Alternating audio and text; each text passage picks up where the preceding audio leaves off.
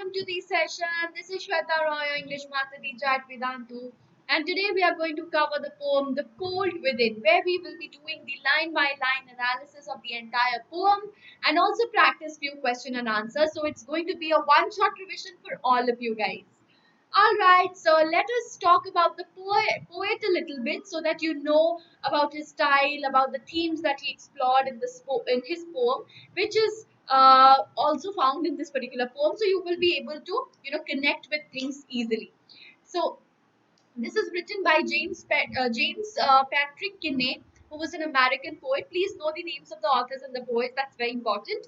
Okay, and he is basically known for his for his inspiring poem, "The Cold Within." So he is famous for this particular poem. So you can understand the magnitude of this poem, right? So the poet submitted this poem first to the Saturday Evening Post, but it was rejected. Why? Because it was too controversial for that time. So, guys, we will find this poem very, very, very inspiring, and you can relate this in the present context as well. And then finally, after being rejected by the Saturday Evening Post, Ligurian, okay, which was a Catholic magazine, was the first commercial print or publication to print the poem. So that was the background. I hope you've understood. Now let us begin with a very important and a relevant quote related to this particular topic that we are going to delve into. Unity is strength, division is weakness. I think all of you have heard the story, the moral story. When we were, young, we were told the story of the farmer and his sons, and the farmer giving the sons, one stick each, and then asking them to break. The single stick was easily broken, and the moment he gave them a bundle of sticks together, it was not. They could not break it, right? So that was the moral of the story was, of course, united we fall and united we stand and divided we fall. Okay, so that is something which is also going to be a moral for this particular poem. So that's the message for the entire humanity, and that is the need of the hour, when at this particular time we are so we have so many conflicts, conflicting ideas, leading to division. Okay, so how is this going to be harmful for all of us? That has been shown in this particular poem beautifully. So let us delve into the poem, but first of all let us read the poem at a whole, you know at once, and then we will be going into the line by line analysis. So please read it along with me, guys. Six humans trapped by happenstance in bleak and bitter cold. Each one possessed a stick of wood, or so the story is told. Their dying fire in the need of logs, the first man held his back, for of the faces round the fire he noticed one was black. The next man, looking across the way, saw one not of his church, and couldn't bring himself to give the fire his stick of birch. The third one sat in tattered clothes. He gave his coat a hitch. Why should his log be put to use to warm the idle rich? The rich man just sat back and thought of the wealth he had in store, and how to keep what he had earned from the lazy, shiftless poor. The black man's face bespoke revenge as the fire passed from his sight, for all he saw in his stick of wood was a chance to spite the white. The last man of this forlorn group did not expect for gain. Giving only to those who gave was how he played the game. Their logs held tight in death's still hands was proof of human sin. They didn't die from the cold without, they died from the cold within. Beautifully portrayed, guys. Beautiful. Right?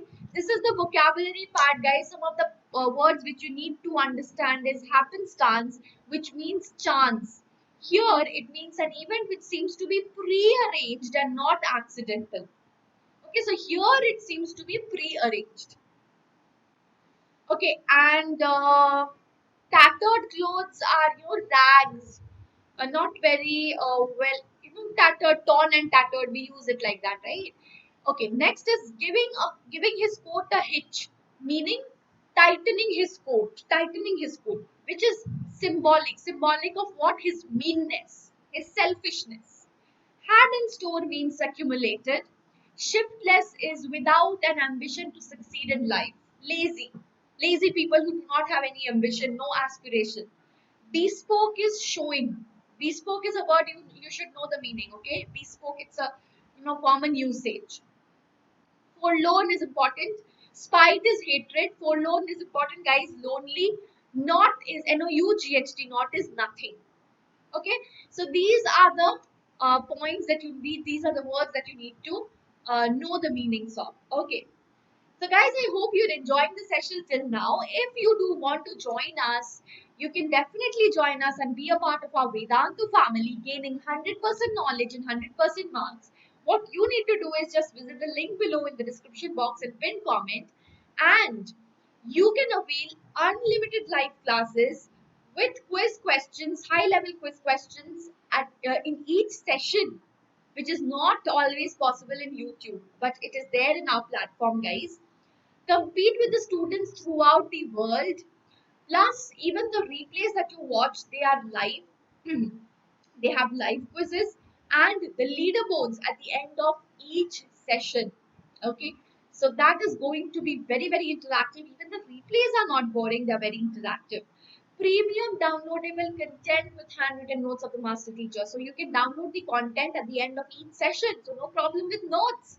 Plus, all your doubts are going to be solved with the help of our class teachers, guys, who will be sitting in the class throughout the session, solving all the doubts that you have live.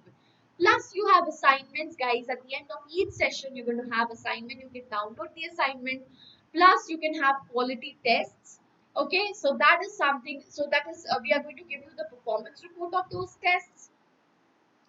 Plus, you have free 5,000 plus micro courses and crash courses. So, chapter wise courses are the micro courses which you can also avail in case you face any difficulty in any chapter. Plus, we have recently launched a lot of crash courses, guys, which you can also avail.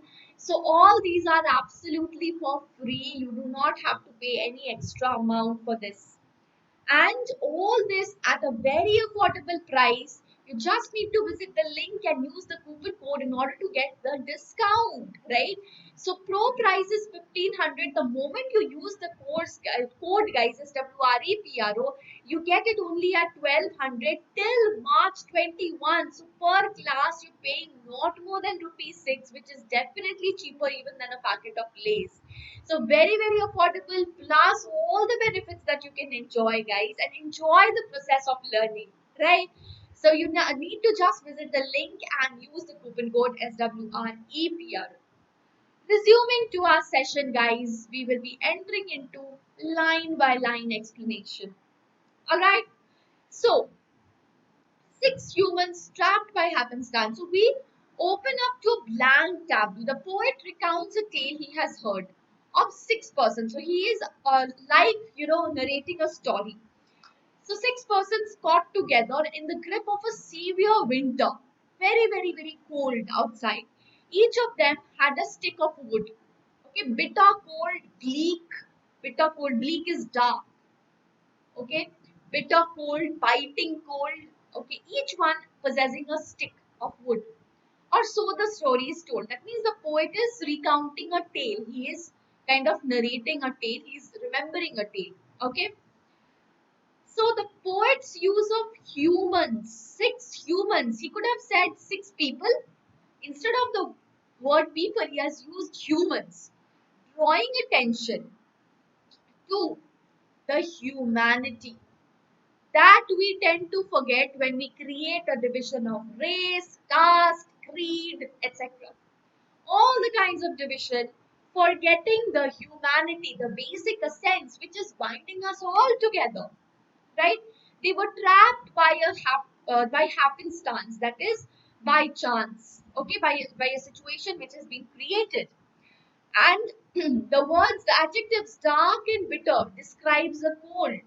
Okay, then the dying fire in need of logs. So the fire was dying, it was extinguishing.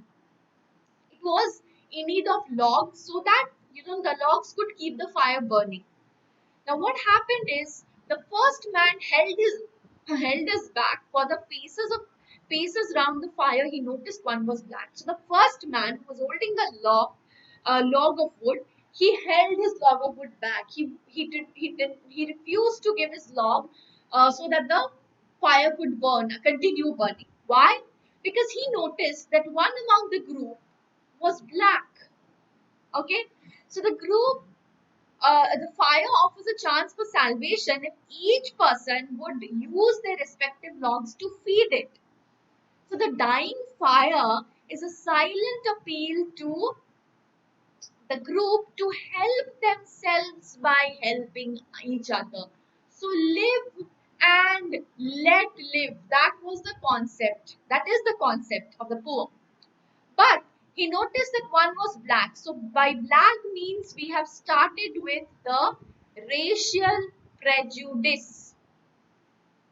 So the man refused to give his log to keep the fire burning just because one was black.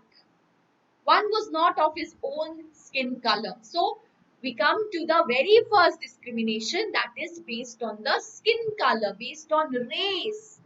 Okay, so we find that the first person withheld, okay, because he would benefit a black person. So racism, discrimination because of a person's race, right? The man will not even warm himself if someone he looks down upon simply because of his skin color. Because of the fact that the black man will be also benefited, he refuses to even help himself just because the other person who is going to get the benefit of that help was a black. So how dangerous, right?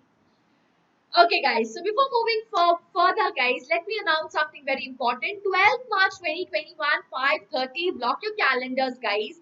We will have a live session on our own 9th and 10th channel. JE versus NEET. Okay, do not miss this. Moving ahead.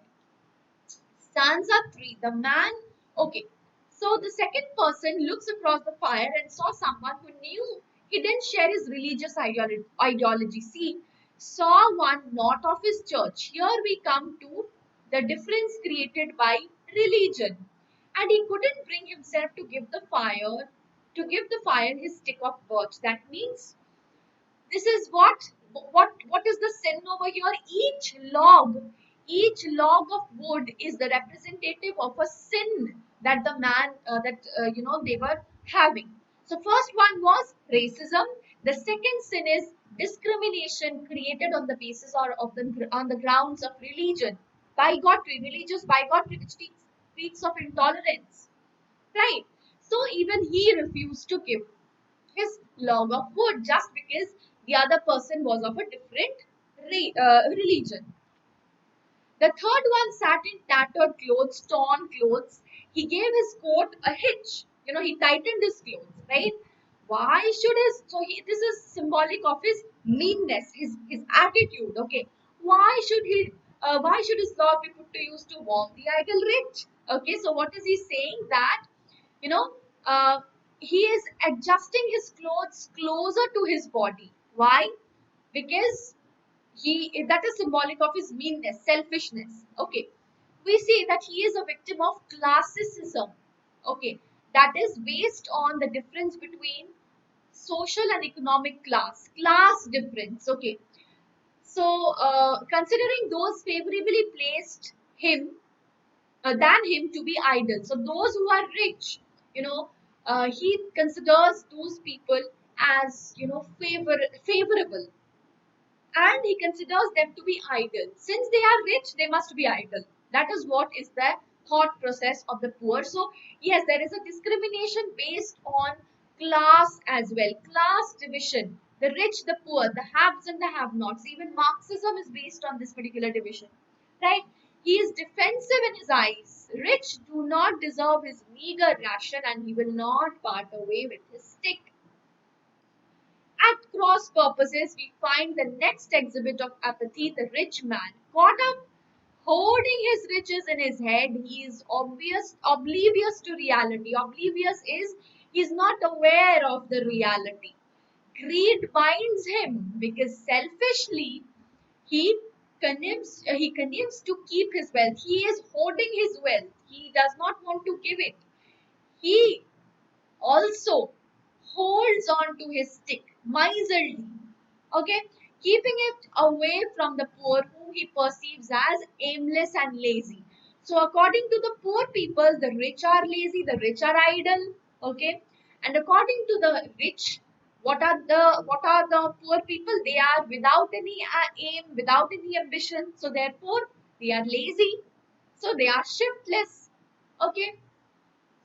The black man's face bespoke revenge. Remember the very first stanza opened with racism. So since the white man did not want to help the black man, similarly the black man also would, speak about revenge. He would also show revenge. Okay, so revenge for the atrocities he had faced from white people. So just because he had faced discrimination, so he is also going to take revenge. But we all know eye for an eye makes the whole world blind, right? So revenge is not something which is good. Okay. So yeah, one wonders if he had already resigned himself to dying, right? He had a chance to spite the whites. That is, spite is showing contempt, right? So the spark of human kindness had died in him, and literally too he chose to let the group's fire die. So it's not just the fire which is dying, their kindness had also died within their hearts. He would perish, but he would take the others he hated down with him. So, as I told you, revenge, an eye for an eye makes the whole world blind. So, that is the case over here as well. If he would be dying, he would also take the other people along with him whom he hates. He would also not let the other people enjoy the benefits of fire. Okay, even if that means that he has to die. Next is the last man of this forlorn group did not expect for gain. Not is nothing. Giving only to those who gave was not how he played the game. What is the game here? The game is that of life and death, right? So the group is hopeless now, right? So the poet had reserved judgment, allowing the reader to examine the individuals in turn, right, and coming to the own conclusion. So, for the first time, the poet over here is foreshadowing the fate of the group by finally describing the bunch as forlorn or hopeless. Alright, guys, so that is the fate of the group. And why is that so? Because of their own faults, because of their own sin. Unfortunately, we find the last person also perpetuates the vicious circle of inertia. Inertia as in no activity. What would have been the activity part? To give the log. Give the log of the fire, or give the log to feed the fire. So, um, okay. So here, in giving the last person played a losing move in the game, and as I told you, what game is it? The game of life and death. So even the last person did not give his log, right? The logs held tight in death's still hands. Death has been personified here with having what? Having still hands. Okay. Each individual became their own. This is the most important stanza. Okay. Each individual became their own agent of death, their hands frozen stiff with their refusal to act. Why are their hands frozen? When do our hands freeze? When we do not make use of our hands, right? Okay, so their hands also froze because of inertia, because they were not making use of it. How would have they used it? By giving the logs. Okay, So the fact that each of them possessed their firewood when they died suggests the twisted motives in retaining their firewood. Proof enough of sin. As I told you, each log in their hand is a representative of the sin that they had. The final lines are very ironical. We realize that it was not because of the cold outside biting cold, but because of their inner coldness that killed them. Okay, it was the cold in their hearts, the lack of warm human spirits, the cold within, because of which they finally were consumed by death. Alright, guys, so here we are ending the poem and talking about the most important literary devices. Alliteration, very easy. Repetition of the first syllable, bleak, bitter.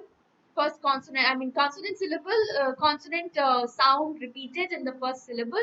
In the initial syllables, metaphor. Giving those two who gave okay, so here as I told you, the game of life and death. So comparison of life with a game, right? So that is indirect comparison, metaphor.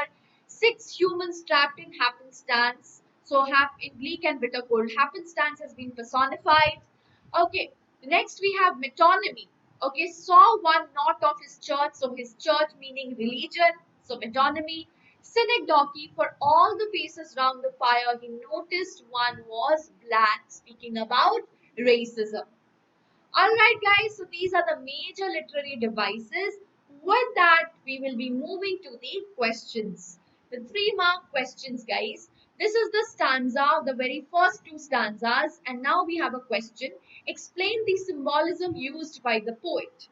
Now, as I told you, the poet uses symbolism to talk about the coldness of their hearts, which extinguished the fire of life. Okay, so fire is symbolizing hope, acceptance. They might have the warmth, the feeling of warmth. They might have saved the characters, but they refuse to shun their prejudices and let it die, thus sealing their own doom. So that is the symbolism that the poet has used. So you have to elaborate on this. Basically, these are the points. All right. Just add the gist of the poem in short to elaborate on this. But basically, these are the points, for the symbolism part. All right. And the final question is for 4 mark, guys. These are the stanzas, the 3 stanzas. And the question is, how does figurative language assist in conveying the theme and purpose of the poem? So figurative language here plays a very, very important role. Okay, the dying fire. So you have to give some examples of usage of figurative language in the poem. For example, the dying fire in need of logs literally means, basically figurative language means what? Going into the next level, right? It's not just the literal or the upper level. Going to going into a layer below. Okay, so it literally means fire that is keeping them warm, but it also stands for the metaphor for their sinful souls. Okay, it's not just the outside fire that is dying, it is the fire within them that is also dying. Okay, so sinful souls, they are committing sins, they are having prejudices, right? So by saying they need logs to the fire feed, to feed the fire, suggests that they need help. They need to help out someone rather than other than themselves, or they all will freeze to death. Opening up and not being greedy will warm their, their souls and will save them. But unfortunately, it has overcome them and it is an impossibility. And with that, guys, we have come to the end of the session and we will be ending the session with a homework question. Can we say that the poet has succeeded in conveying his point? How? Please do attempt this homework question in the comment section. So I would be loving to read all your wonderful comments. Okay. So guys, thank you so much for being with us, being with me, and I really enjoyed the session. I hope you have also enjoyed just like I have. So guys, if you've liked the session, please do hit the like button, share the video amongst your friends, and do subscribe to the channel as well. So, ta-da! Thank you so much.